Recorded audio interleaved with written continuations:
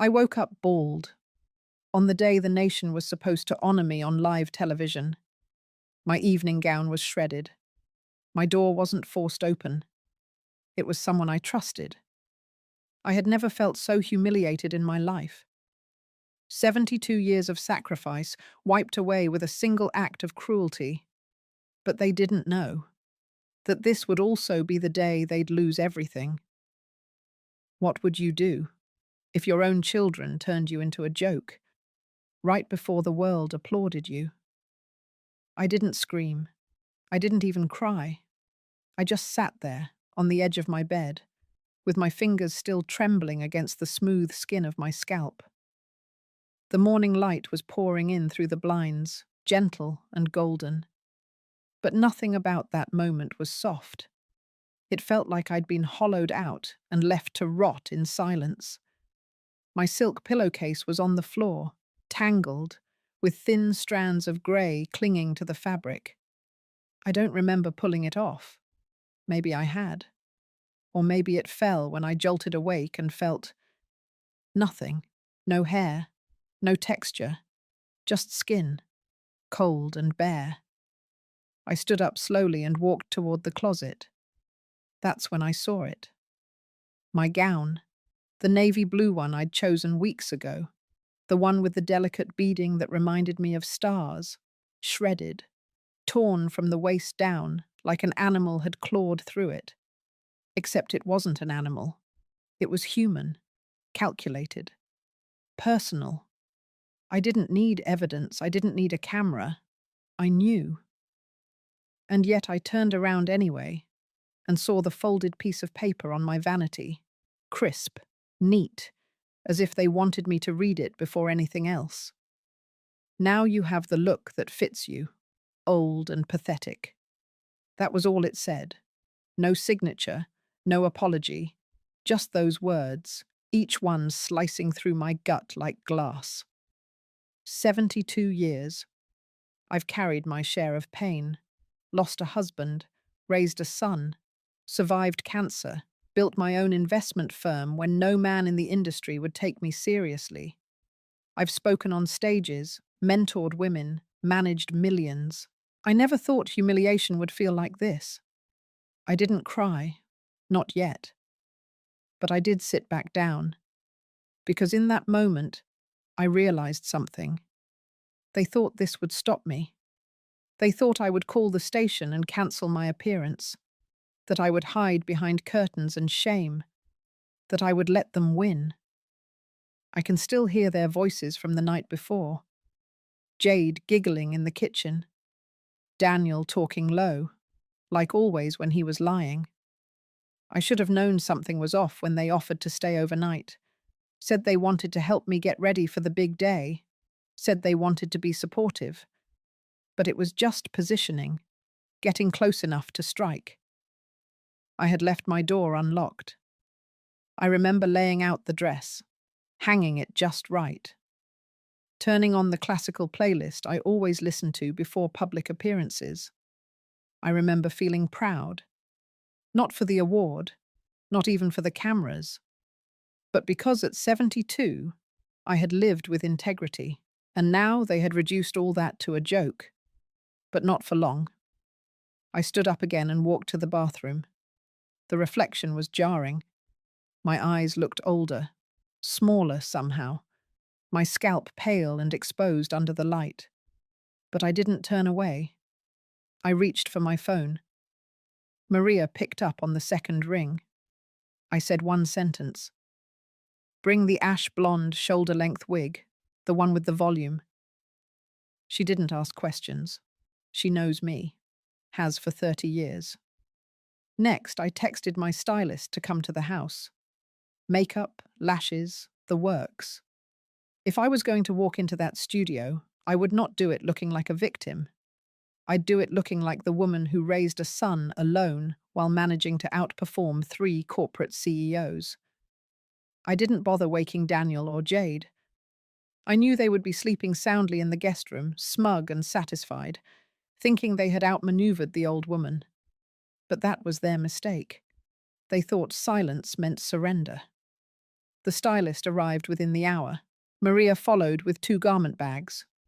She didn't say a word about the missing hair or the torn gown. She just opened the bags and laid out options like a general prepping a soldier. I picked a dark green sheath dress with long sleeves and a high collar. Understated, powerful. The kind of dress you wear when you're preparing for war, but smiling like it's a family dinner. While they worked on my hair and face, I sat there and let the silence wrap around me. I wasn't angry. Not yet. I was cold, focused, the way I used to feel when walking into a boardroom full of men waiting for me to fail. Daniel and Jade had crossed a line. They hadn't just tried to humiliate me. They had tried to erase me. And for what? For money I hadn't even given them yet. For control over an empire they didn't build. For the sick satisfaction of watching me disappear. But I wasn't going anywhere. At exactly 11:07 a.m., I stepped out of the front door and into the black sedan waiting for me. The driver opened the door. I smiled politely and slid in. This was still my day. My name was still on that script. My face was still going live in front of millions. They wanted to silence me. They had no idea what I was about to say. And to everyone watching from home, if you've ever felt like your own family tried to write you out of your own story, just wait. You're going to want to hear what happened next. The drive to the studio was quiet. Not because I had nothing to say, but because my mind was already busy filing everything into place. I've always been a woman who thinks in systems. I don't react with chaos. I analyze. I take inventory. This morning I didn't just lose my hair. I lost the last illusion I had about my family. I leaned back in the seat, fingers resting against the cool leather, and let the memories come. Not the loud ones, not the dramatic birthdays or the big achievements. No, the quiet moments, the ones that spoke the loudest in hindsight. Like the time Daniel turned 18, and instead of asking for a car or a party, he asked me to transfer some stocks into his name. Not because he understood how they worked, but because he had grown up believing everything I had would eventually be his. Not shared, not earned. His. I had laughed then, thought it was teenage confidence, a passing phase. I remember saying something like, "We'll talk about that when you start learning how to manage money." I didn't think much of it. But that was the first time I saw it. The entitlement, the expectation. And then there was Jade. She entered our lives with a smile too wide and questions too few. Never asked me about my work. Never wanted to know how I built the firm. Never curious about the deals I made or the clients I managed. Just polite small talk and fast compliments. Always calculated. Always just enough to sound warm. At first I thought she was just reserved. But over time, the cracks showed. She would make jokes about my wardrobe. Suggest that I take more relaxing roles at the firm. Once, during a holiday dinner, she told the whole table that she thought women over 70 should start thinking about their legacy instead of their LinkedIn.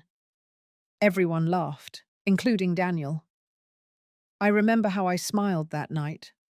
Not because it was funny, but because I needed time. I needed to know if I was being paranoid or if this was the beginning of something deeper, something uglier. It wasn't just the remarks. It was the way they both started circling my financial life.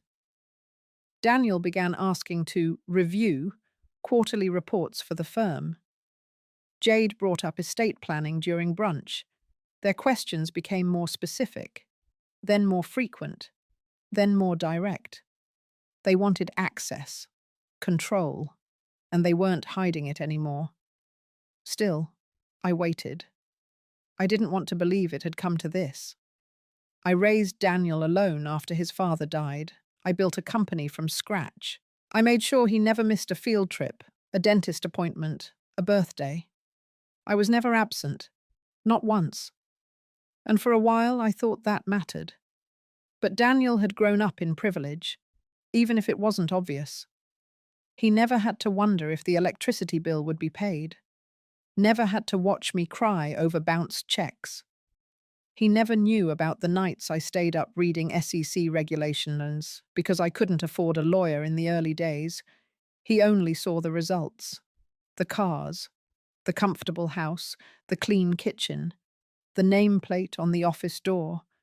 And he thought those things had always been there. He thought money just lived in the walls. When Jade came along, I knew instantly that she saw me as a gatekeeper, not a mother-in-law. She made it clear, in every conversation, that she had plans. Big ones, spa franchises, boutique hotels, Instagram partnerships, all needing capital, all needing investors. And each time I said no, the tension grew. Last year they invited me to dinner. A private celebration, they said. Just us, no waiters. Jade had cooked. Daniel poured the wine. It was too perfect. Halfway through the meal, Daniel pulled out a folder. A proposal. A power of attorney agreement. Just in case something happened, he said, just until the legal matters of aging became more pressing, it would simplify things. I looked at them. Their eyes sparkled with anticipation. Like they had rehearsed this. Like they were already picturing the signatures, the transfers, the clean path forward. Without me. I declined. Politely. Then firmly. Then with silence. After that, the warmth in our interactions cooled.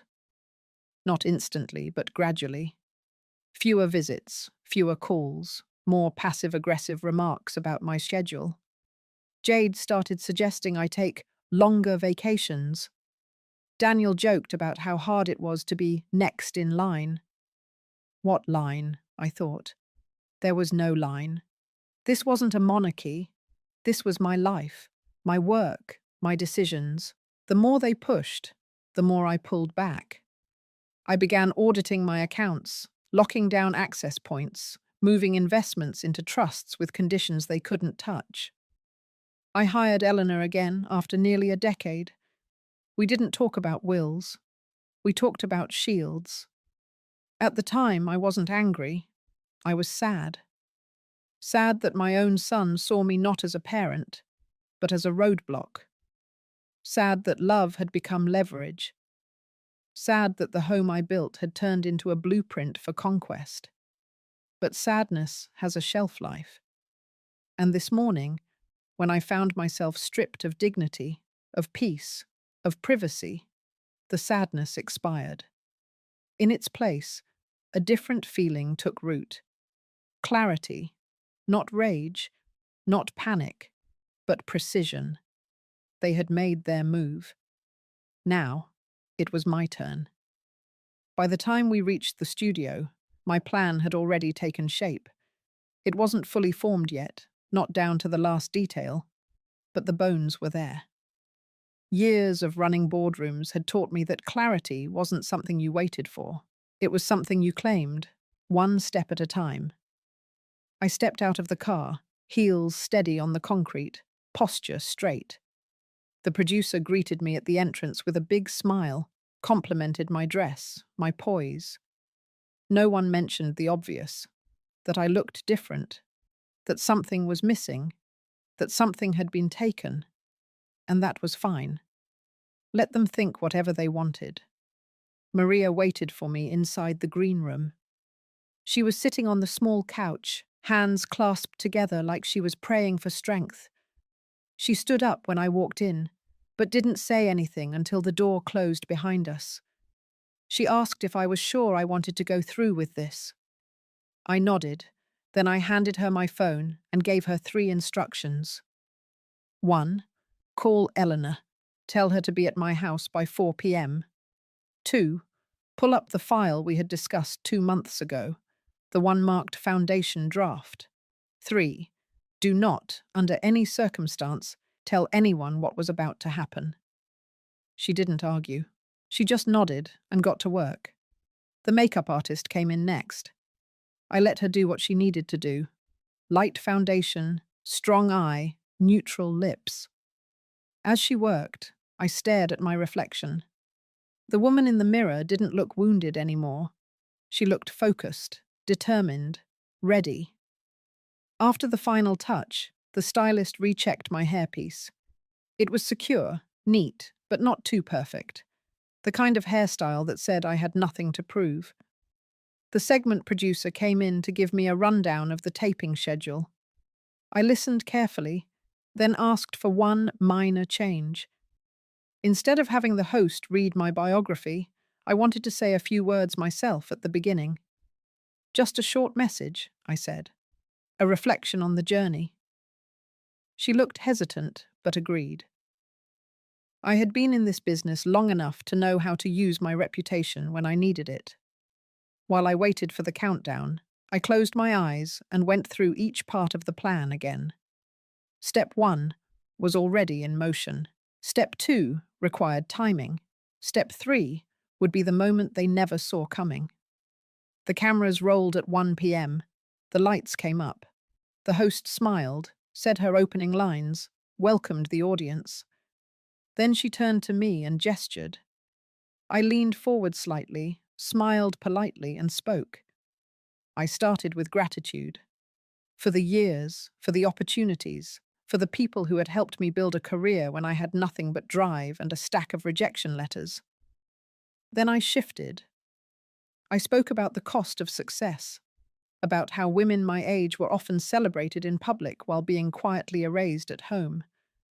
I spoke without bitterness, but every word carried weight. When I finished, the room was silent. The host looked taken aback. She quickly picked up the script and moved forward, but I had already said what I needed to say. The interview continued as planned. Questions about my early days in broadcasting, my transition into finance, my role as a mentor. I answered with clarity, warmth, but never let go of the edge I had brought with me. After the taping ended, I stood and thanked the crew. Then I walked out of the studio, past the makeup mirrors, past the cameras, past the people who now looked at me a little differently. Maria met me at the car. She handed me my phone and said it was done. I called Eleanor from the back seat. She answered on the first ring. She asked if it was happening today. I said yes. She didn't waste time. She told me she would have the revised trust documents ready by 4 p.m., just like I asked. We would remove Daniel and Jade as secondary beneficiaries. We would freeze the pending disbursement for the investment project Daniel had requested. And we would finalize the registration for the Women's Business Fund I had quietly drafted 2 months ago, when I first began to suspect something was coming. Eleanor didn't ask why. She just did the job. I got home around 2:30. The house was quiet. Daniel and Jade were gone. Probably out celebrating. Maybe shopping. Maybe sitting at a brunch table somewhere, sipping mimosas and laughing about how I'd look on television with half my hair missing. I went upstairs. The mess in my room had already been cleaned by the housekeeper. But the image remained. I could still feel the hollow weight of that first moment, even if I had already turned it into fuel. I opened my laptop and began pulling files. Financial statements, voice memos, screenshots. I didn't need to use them. Not yet. But I wanted them ready. Then I sat back in my chair and stared out the window. It wasn't just about punishment. That wasn't what this was for me. It was about reclaiming the space they had tried to shrink. About drawing a line around my dignity and refusing to let anyone cross it again. For years I had been generous, not just with money, but with my time, my energy, my love. I gave and gave, believing it would be enough, believing that what I built would one day be respected by the very people I built it for. But the truth was simpler. Some people don't value what they didn't earn. That night, I sat at my kitchen table and reviewed the trust documents Eleanor had sent over. Every clause was clear, every safeguard locked. If anything happened to me, there would be no confusion. The new primary beneficiary was listed as the Rowan Women's Fund, dedicated to training, funding, and mentoring women over 50 starting their first businesses. The moment I hit sign, I felt something inside me shift. Not rage, not satisfaction, relief, a calm kind of power. It was no longer about them, it was about me and what I was ready to protect. The front lobby of the station had changed since the last time I was here. Cleaner, brighter, more modern. The old reception desk was gone, replaced with something sleeker. Everything had been updated except the weight I carried in my chest. I walked through the doors with my head held steady, no security badge needed. My face was still known, at least in this building. I had been on their airwaves long before half the new team was even hired. As soon as I crossed the turnstiles, a young intern jumped up from behind the desk and called for a floor producer. They offered me coffee. I declined. I didn't want anything in my hands that could shake. The elevator ride to the 7th floor was silent. I stared at my reflection in the mirror panel on the back wall. Wig secure, eyes calm, shoulders straight. The green dress Maria had chosen fit me like armor. When the doors opened, the hallway was already buzzing. People were moving fast, staffers holding clipboards, sound techs adjusting mics, someone running lines under their breath. But when I stepped into view, it all slowed. Conversations paused, heads turned. I felt every pair of eyes. Not because of fame, not because I was the guest of the day, but because of the silence that had followed me into the room, the kind of silence people don't talk about, the kind that arrives before something changes. The lead producer approached me. He was younger than I remembered, maybe early 30s, polished, polite, but his voice carried a subtle tension. He told me the host had been briefed, that she would stay on script, that there would be time for my prepared remarks during the final segment. I listened without interruption, then asked to see the cue cards. He hesitated, then handed them over. I read them quickly. Fluff questions, highlights of my career, mentions of legacy and mentorship. All safe, all comfortable. I handed them back and smiled. I told him there wouldn't be any surprises. He looked relieved. I didn't correct him. Backstage, I sat alone. No handlers, no family, just me, and the moment I had built over a lifetime. I looked around the green room. Same grey chairs, same faded rug, same bowl of grapes no one ever ate. On the far wall was a framed poster of a broadcast from 15 years ago. My face was on it, slightly younger, a little softer. I remember that day. I had given a speech about media responsibility. It was the last time I had addressed the station from that chair. Now I would speak from a different place entirely. The wardrobe assistant came in and adjusted the mic pack, checked the batteries, clipped the wire beneath the collar of my dress. She didn't say anything about the wig, just nodded once and left.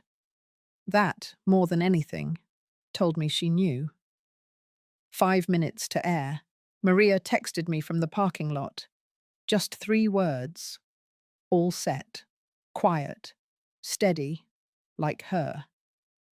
I closed my eyes and took a breath, not to calm down. I wasn't nervous, but to remind myself of what this moment meant. They had tried to strip me of dignity. Now I would take it back, in full view of the audience they had hoped to impress. The stagehand came to walk me toward the set.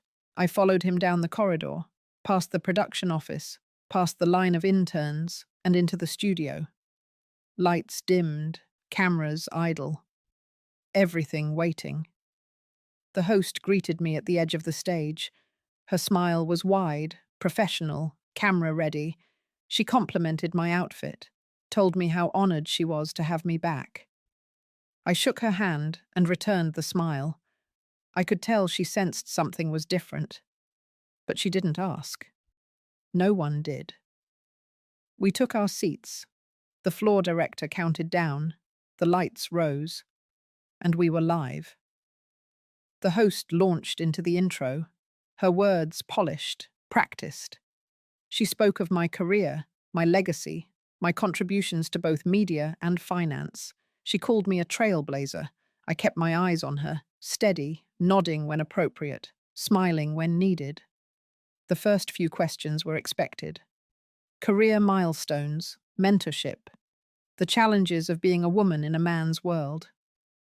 I answered smoothly, warm but firm, no deviation, no signals. Then came the moment we had agreed upon. The host leaned forward and said she understood I had prepared something to say directly to the audience. I nodded, took the cue, and turned toward camera 3. I didn't raise my voice. I didn't dramatize. I spoke the way I always had. Calm, direct, clear. I thanked the network for honoring me. I thanked the viewers who had supported my work over the years. I acknowledged the younger generation of women coming up behind me.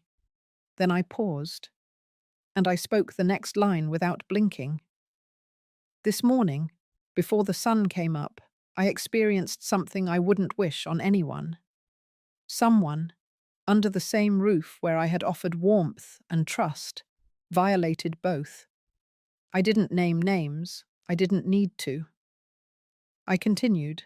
I talked about the difference between legacy and possession, about how people can smile at you with affection and still hold a knife behind their back, about the way women over 70 are often treated like they've expired. I told the truth without revealing the full story, and yet I knew it had landed. The room was quiet, the crew still, the host frozen in her seat. When I finished, I thanked them once more and turned back in my chair. The segment ended 2 minutes later. The cameras cut, the lights lowered, and just like that, the room exhaled. The host stood up and hugged me. Her voice shook slightly when she said thank you. I smiled again, gently, and walked off the stage. Back in the hallway, the energy had shifted. I could feel it behind me. Whispers, shuffled steps, half-finished sentences. I didn't turn around. In the parking lot, Maria waited with the car door open. I got in. She didn't ask what happened. She didn't need to, because the first strike had landed, and they had no idea what was coming next. I had delivered what they thought was the speech. What they didn't know was that it was only the beginning. By the time the afternoon broadcast replayed, the edited segment had already begun to circulate online. A few media outlets clipped parts of it. One platform labeled it a masterclass in controlled honesty. Another simply called it quiet fire. I didn't care much for headlines, but I cared that people were paying attention. I returned home around 5. Maria stayed with me for a while, preparing tea, turning off unnecessary lights, keeping the phone away from me. She had always known when I needed silence more than words.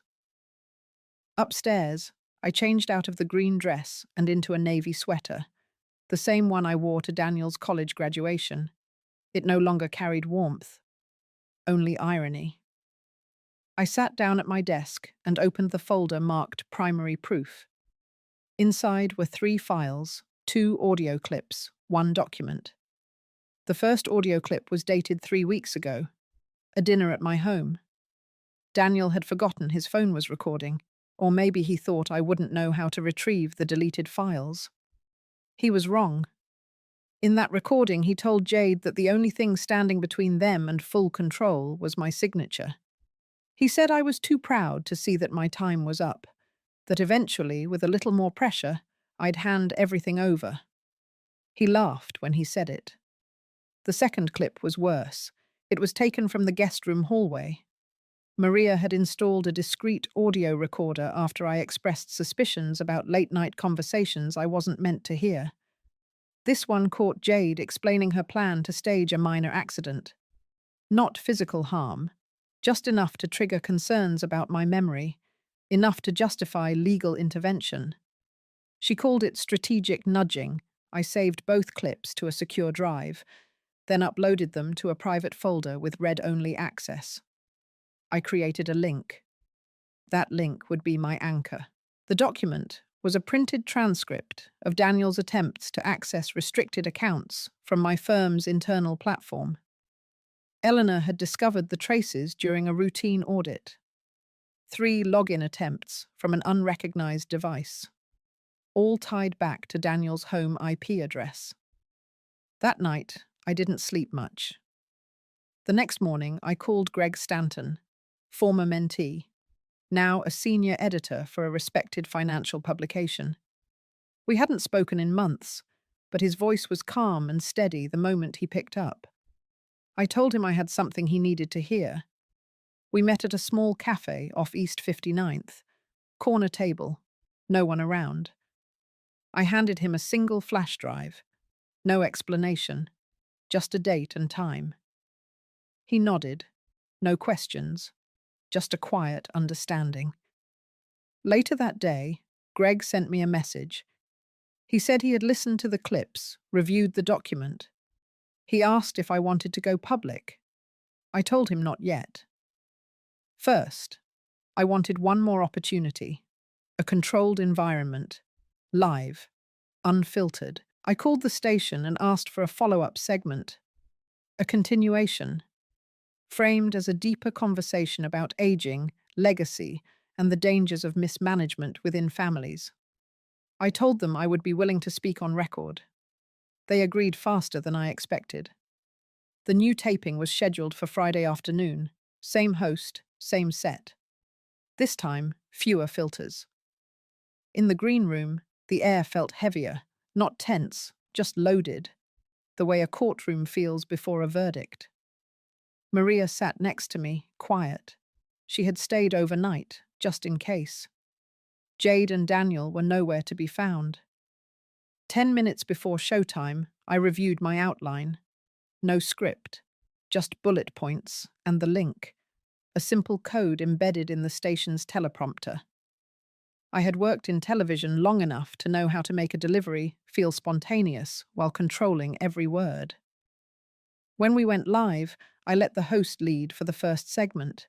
She was respectful, sharp, and professional, but I could feel her curiosity. She knew something was coming. Midway through the broadcast, I made my move. I leaned forward and said I wanted to share something that had been sitting with me. A personal realization about the cost of silence. The camera zoomed slightly. The room held its breath. I said that legacy was not about what we leave behind, but about what we protect while we're still here. I said that trust can be broken with whispers and strategy, that even love can be weaponized by those who believe inheritance is a birthright rather than a privilege. Then I mentioned a sound I hadn't forgotten. Laughter, the kind that sounds innocent unless you know what's behind it. I paused, then gave the host a nod. She cued the clip. In the control room, someone pressed play. The audio ran through the studio feed. Daniel's voice filled the air, saying I wouldn't last much longer, that after I was out of the picture, the real work could begin, that Jade had already drafted a proposal to remodel the house, that they were counting the months. Then Jade's voice, calm and clipped, saying it would be easier if I slipped, that a little confusion, a small mistake, would make the court filings smoother, that Eleanor could be pressured, that Maria would fold if offered enough. The clip ended. Silence returned. No one moved. The host turned toward me slowly. I said nothing. I let the audio speak for itself. Then I finished with one final sentence. I said the biggest mistake people make when scheming is forgetting that age does not mean absence. The segment ended without further commentary. As the credits rolled, I stood and walked off the set. Backstage, the staff avoided eye contact. A few murmured good luck. One man gave a quick nod before turning away. I exited the building without waiting for applause. The truth had landed, and from this moment forward, nothing would be the same. By the time I got home, the clip had already started circulating. It wasn't just the station's version anymore. Independent blogs had picked it up. Podcasts were breaking it down, frame by frame. The audio, raw and undeniable, carried more weight than any speech I could have written. I didn't look at the comments. I didn't read the headlines. I knew what was coming. But I wasn't finished. What I shared on air was only the surface. It was what people needed to hear first. What would plant the seed of doubt in those who still saw my son and his wife as respectable. But the rest, the numbers, the paper trail, the pattern, was where the real story lived. And I was ready to bring it forward. I met Eleanor at my house the next morning. She arrived exactly at 9, with 2 briefcases and a thermos of coffee. We sat at the dining table. No small talk, no recap, just facts. She opened the first briefcase and laid out a series of printed reports, financial statements, internal access logs, flagged transfers. Everything that had been quietly collected over the last 6 months. There were multiple entries. 3 unauthorized login attempts to my firm's secure system. Each one traced back to Daniel's home network. The amounts involved weren't small. One transfer request was for a 7-figure amount, cleverly masked under an old development proposal. Another involved reclassifying a joint account I had closed years ago. None of them had gone through. My internal team had blocked them. But it proved intent. Intent to defraud. Intent to bypass legal oversight. Intent to take what wasn't theirs. Jade's digital footprint was also in the mix. 2 suspicious PDF files forwarded to an unknown legal contact. One of them included a draft petition to request a financial conservatorship. The other listed personal notes about my supposed decline in judgment. Fabricated. Annotated. Time-stamped. I reviewed every page without flinching. Then I signed the release papers. We would submit them to 2 places. First, to Greg, for the article he was preparing. Second, to the Attorney General's office, not to press charges immediately, but to establish a record, a formal one. I told Eleanor I wanted to maintain control of the timeline. I didn't want this to look like revenge. I wanted it to look like what it was, correction. After she left, I sat alone for a while. The house felt heavier than usual, the air too still, but I didn't move. I needed to stay in the weight of what was coming next. That afternoon, the station called. They had received over 500 emails and dozens of calls asking for clarification. People wanted to know what I had meant, if what I implied was true, if Daniel and Jade were involved. I didn't give them a statement. Instead, I requested one more appearance. This time, I would speak alone. No host, no questions, just a monologue. They agreed. They were too curious not to. The final taping was scheduled for Saturday evening, prime hour, full audience.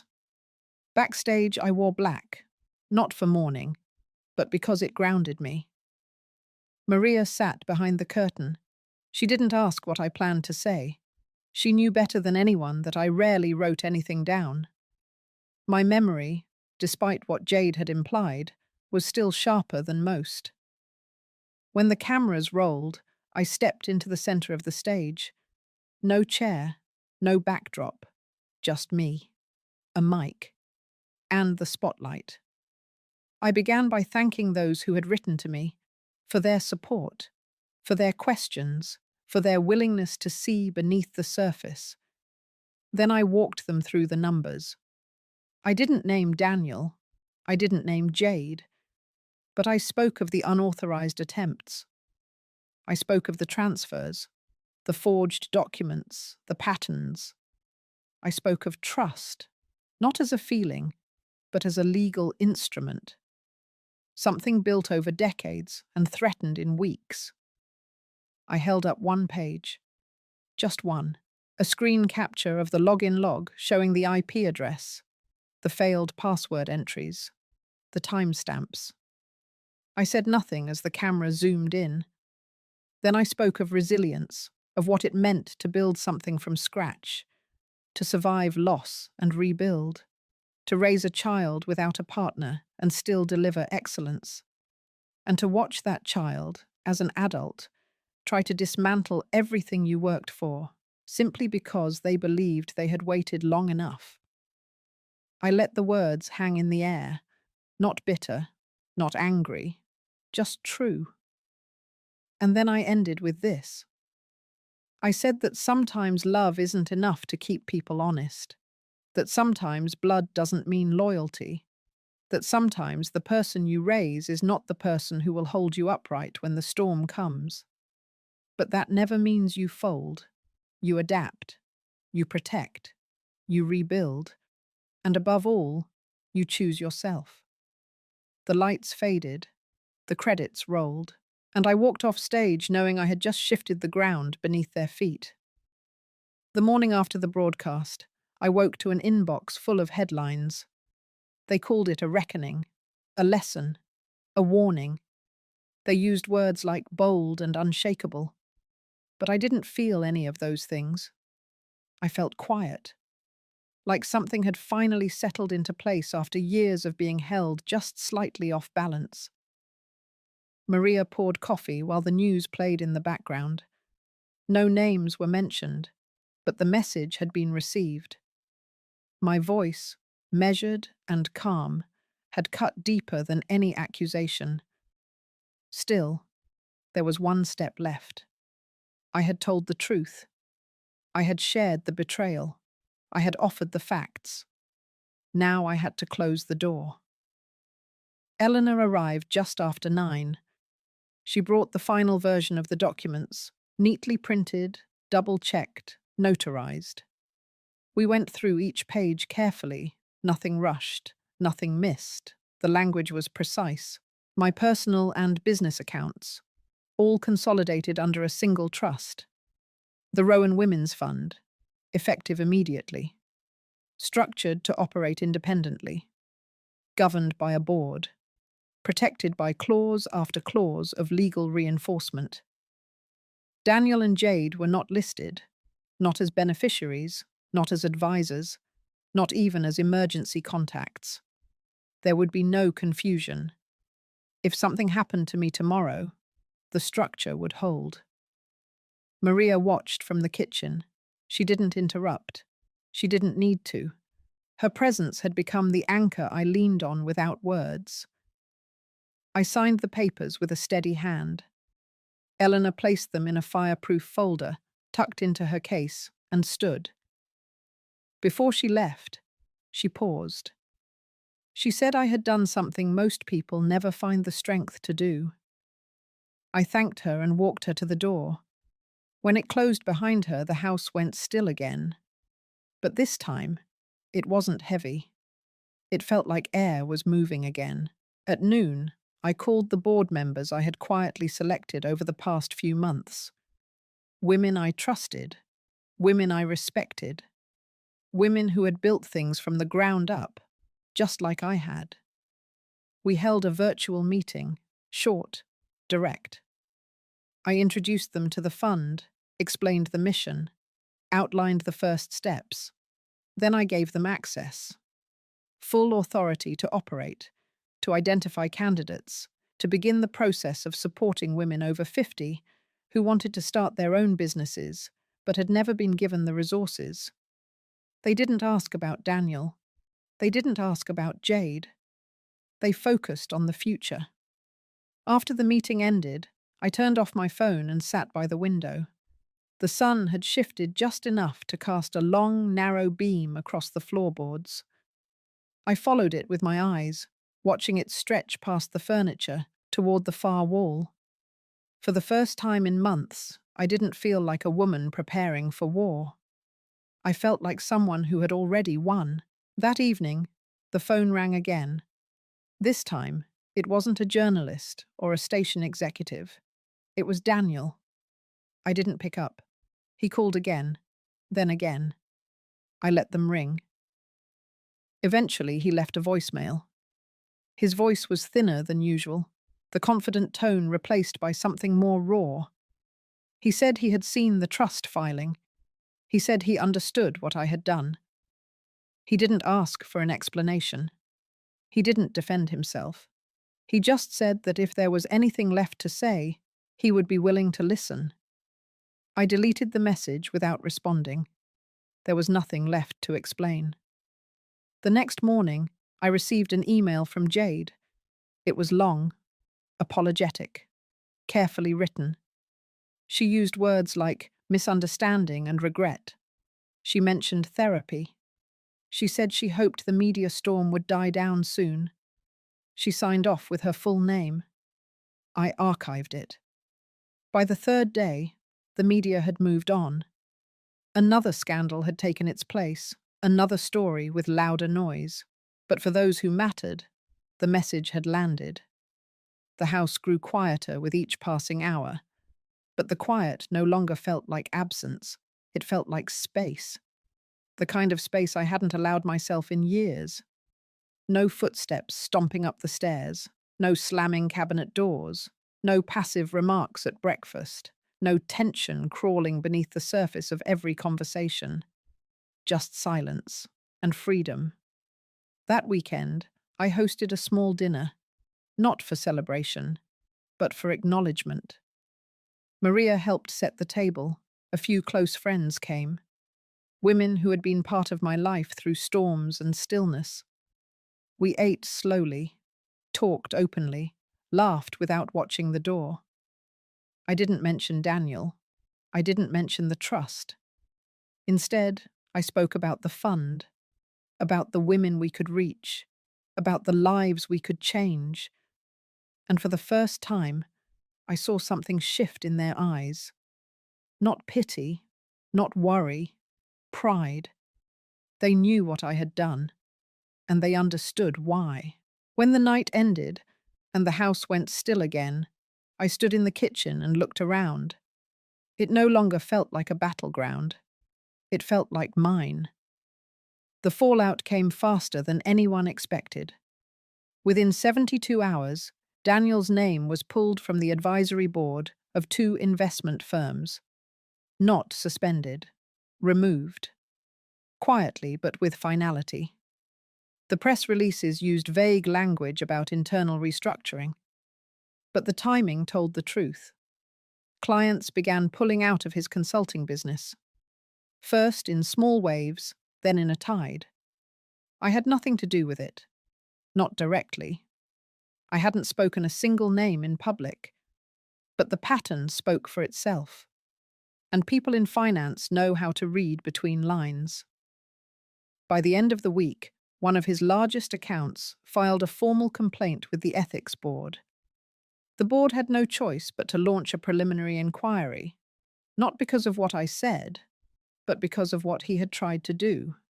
The attempted access to private accounts, the manipulation of trust structures, the conflict of interest. The professional world is colder than family. They don't need to yell. They just stop returning calls. Jade was hit harder and quicker. She had built a career in branding, image.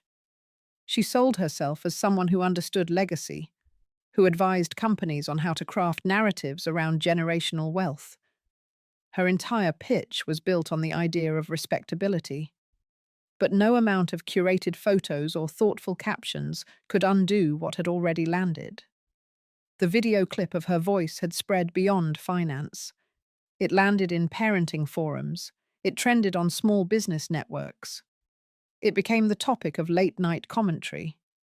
People called it chilling. They dissected the phrase strategic nudging. They debated whether it was elder abuse. They compared it to similar cases that had ended in court. No charges had been filed, no lawsuit was pending. But it didn't matter. Reputation is a kind of currency, and hers had gone bankrupt. Her clients cancelled meetings, her sponsors pulled out. A podcast interview she had scheduled was removed from the platform without explanation. She posted a statement online. 2 paragraphs, measured. Apologetic in tone, but vague in meaning. She used phrases like personal challenges and family miscommunication. The response was immediate. Silence. No one bought it. No one shared it. No one defended her. Within days, her accounts went quiet, and I did nothing to interfere. It was the silence that undid them. Not my voice, not my facts, but the vacuum left behind when they could no longer control the version of the story being told. At home, I kept my routine steady. Early mornings, long walks, phone off after 7. The news played in the background, but I stopped paying attention after the 5th panel show dissected the situation without ever mentioning names. They didn't need names. The story had already been drawn in broad strokes. The details only made it sharper.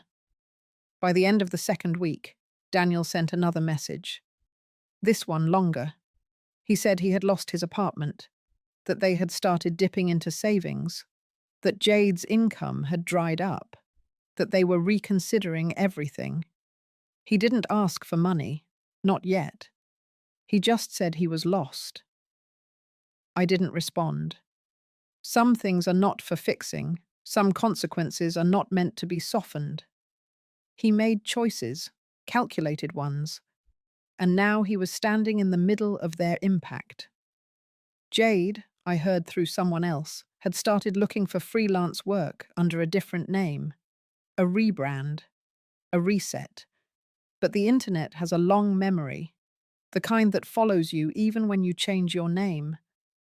I didn't take pleasure in their unraveling, not in the way people expect. There was no sense of victory, no champagne, no long exhale. Just stillness, a kind of quiet I hadn't known in years, because I no longer had to explain myself. I no longer had to protect the version of motherhood that had exhausted me. I no longer had to pretend that love could blind me to betrayal. I had chosen myself, and the world had kept turning. The fund, meanwhile, began its work. The first round of applications opened. Women wrote in from small towns and cities I had never heard of. Some had been nurses. Others had raised children full-time. A few had survived abusive relationships. All of them had ideas, plans, determination. We awarded the first grants by the end of the month. I read every application, every letter, every dream written in a voice that had waited too long to be heard. It reminded me why I had done what I did, not for punishment, not for revenge, but to protect something more important than blood: integrity. At the grocery store one afternoon, I saw someone I hadn't spoken to in years, a woman from the old firm. She paused when she saw me, then smiled. She said quietly that she had watched everything. Then she said one sentence. "You reminded us how to hold the line." She didn't linger. She didn't ask for details. She just kept walking. And I stood there, beside a basket of oranges, feeling something return to me. Not approval, not forgiveness, but a sense of wholeness, like I had finally come home to myself. It was a quiet Wednesday afternoon when Daniel showed up at my door. I hadn't seen him in person since everything fell apart. I had received his messages, his voicemails, his attempts to reach through the cracks, but I had left them unanswered, not because I wanted to punish him, but because I had nothing left to say. And yet there he was, standing on my porch like a boy who had forgotten his keys. Maria wasn't home. That was probably for the best. I opened the door and looked at him. He looked thinner, older, his eyes tired, his clothes more wrinkled than he would have ever allowed before. He didn't speak right away, just stood there, waiting. So I stepped aside and let him in. We didn't go far, just into the front sitting room, the one with the piano that hadn't been played in years. He sat down slowly, as if the air itself was heavy. I stayed standing. He looked around the room like it was unfamiliar. Then he began. He didn't offer excuses. He didn't deny anything. What he said was simple. He said he had failed. He said he had thought he understood how things worked. That he believed, deep down, the life I had built would eventually become his. He called it inheritance. He called it natural. But then he paused and said that what he really believed was entitlement. He said he didn't know how to work for something without first expecting to receive it. And that was the part I finally sat down for, because I had waited a long time to hear something that honest. He went on. He said he had lost more than money. He had lost direction, pride, credibility, that even his friends had grown quiet, that Jade had moved back to her parents' home, that he couldn't look at himself in the mirror most mornings without feeling like a stranger. He said he knew he had crossed a line, that he hadn't just hurt me. He had undone years of trust with a few conversations and a few clicks. Then he looked at me and said something I didn't expect. He said he wasn't asking for forgiveness. He said he knew that might not be possible. He just wanted to be heard. And for a moment, I let him be. I sat there, hands folded in my lap, looking at the man I had raised. Not the boy with scraped knees, not the college graduate with eyes full of ambition, but the man who had decided to trade loyalty for leverage. And then I spoke. I told him that there was a time when I would have given him everything without needing to be asked, that I had spent decades building something I thought we would share, not just assets, but values, and that somewhere along the way, I had mistaken proximity for understanding.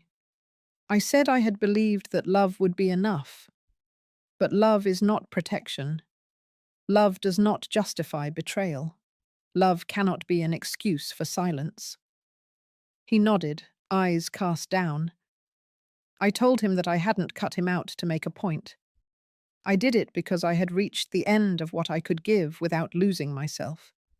That choosing the fund was not about revenge, it was about responsibility. That I had seen what he had done, not just in documents and recording things, but in choices. And that choices, even the quiet ones, leave fingerprints. He didn't interrupt. I told him that I had been angry, but that the anger had passed. What remained was something simpler, distance, and that I intended to keep it. I told him that I wished him growth, that I hoped he would rebuild, not for my approval, but for his own integrity, that if he ever wanted to become the kind of man who earned respect, not demanded it, then this chapter had to close. He sat still, not resisting, not begging, just sitting in the weight of what had been broken. Then he stood up. Slowly. He said thank you, quietly, and he walked to the door. I didn't follow him. I didn't watch him drive away. I just stayed in the chair and listened to the silence. And for the first time in my life, I accepted that my son was someone I no longer needed to understand. 2 weeks after Daniel left my house, I called the realtor. Her name was Claire. She had handled 2 properties for my firm in the past. Professional, discreet, efficient. I told her I was ready to list the house. She didn't ask why, just scheduled a meeting and sent the paperwork. I walked through the rooms the night before she came, not to say goodbye, but to take stock. The kitchen had been renovated twice. Once when Daniel started high school. Again after I had won an industry award and decided I deserved a proper stove. The dining room had hosted dozens of holidays, celebrations, and tense dinners where people smiled too tightly. The upstairs hallway still carried the creak in the floorboards near the third step. I had never fixed it. Somehow it made the house feel honest. I stood in the guest room doorway longer than the others. The bed was made, the lamps untouched. It looked peaceful, deceptively so. That was where Jade had stayed. That was where they had laughed behind my back. I didn't cry. I just closed the door. The next morning, Claire walked the property with quiet attention. She asked if I wanted to stage the home or sell it as is. I told her I wanted it clean, but not fake. No exaggerated pillows or candles that smelled like nothing found in nature. She agreed and said the market was strong, that she expected multiple offers within the first week. I nodded. We signed the listing agreement at the dining room table. She left just after noon. I sat there for a while, tracing the grain in the wood with my finger. It felt less like an ending than I expected. That weekend I began packing. Not everything, just what I wanted to bring. Books, photographs, a few pieces of art. The old cast iron pan that had seen more than its share of Sunday mornings. I hired movers for the rest.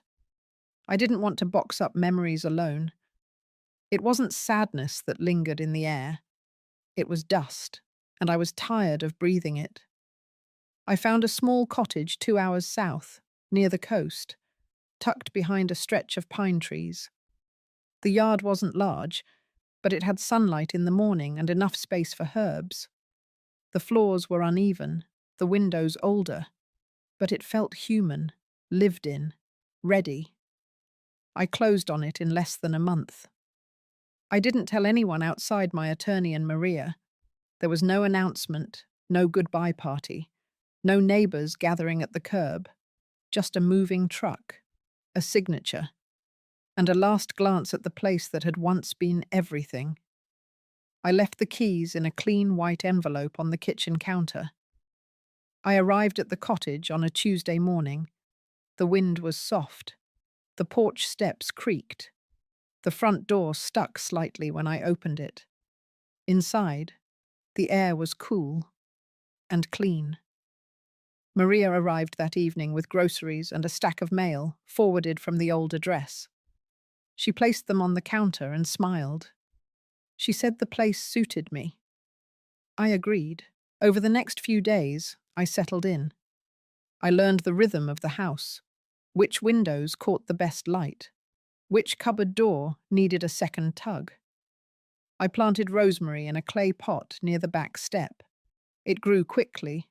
The Rowan Women's Fund continued without issue. The board handled most operations now. They sent monthly updates. I read them with pride, quiet pride, the kind that didn't need to be spoken aloud. Letters from grant recipients began arriving, handwritten, typed, some with photos of a new bakery or a sewing studio or a daycare with walls painted in soft green. Each one reminded me of something I had almost forgotten. I had not just removed 2 people from my future, I had cleared space for others to step into it. One morning, I stood on the back porch with a cup of tea and listened to the birds. Nothing urgent, nothing heavy, just wind through branches and the soft scrape of squirrels chasing each other through the trees. It struck me how long it had been since my mornings started with silence instead of tension. No passive remarks, no half-shouted phone calls behind closed doors, no plans being made in the dark, just peace and presence. At night, I read novels I had once shelved for lack of time. I cooked simple meals. I slept without interruption. I stopped checking the news. The house had no television. I didn't miss it. The past still lived in pieces of me. That would never change. But the weight of it had lessened, like something once strapped to my shoulders had finally been placed on the ground. I didn't feel triumphant. I felt steady. And that, more than anything, felt like freedom. The mornings at the cottage had begun to take on a rhythm. By 6:30, the first light slid across the windowsill. I didn't need an alarm clock. My body adjusted. I would open the back door, let in the early air, and water the plants with slow, circular motions, like I had all the time in the world. And most days, I did. I started baking again. Not for a business, not for a client, just for myself. Banana bread, peach cobbler, simple loaves with rosemary and sea salt. The smell filled the cottage. Sometimes I shared them with neighbours. I met a few kind souls that way. There was Joan, who walked her golden retriever past my gate each morning. She reminded me of someone I once worked with, sharp but soft around the edges. And there was Harold, retired mechanic, who brought me a bag of oranges from his own tree just because I waved at him the day before. It wasn't loud joy. It was quiet contentment. After years of navigating tension, those small connections felt revolutionary. One afternoon, I received a call from the local women's centre. They had heard about the Rowan Women's Fund and asked if I'd be willing to speak at one of their events. I almost declined. I wasn't interested in telling my story as if it were a clean arc of triumph, but I asked if I could simply attend first. Listen. Observe. They welcomed me. That Thursday evening, I walked into a room filled with folding chairs and homemade cookies. No stage, no microphone, just women. Dozens of them. Different ages, races, walks of life. Talking in pairs, in groups, some sitting alone. I sat in the back. They didn't know who I was. I liked it that way. They spoke about credit scores, about escaping toxic relationships, about the small victories that made up real freedom. A woman named Laurel talked about starting her first savings account at age 52. Another, younger, told us she had just filed for divorce after 8 years of being called worthless. The room didn't erupt into applause.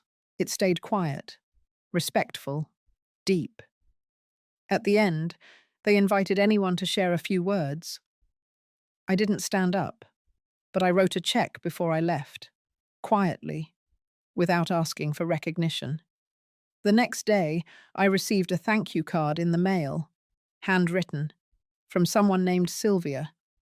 She said she didn't know who I was, but that someone in the room had told her a kind soul had donated enough to cover 3 months of rent for one of the members.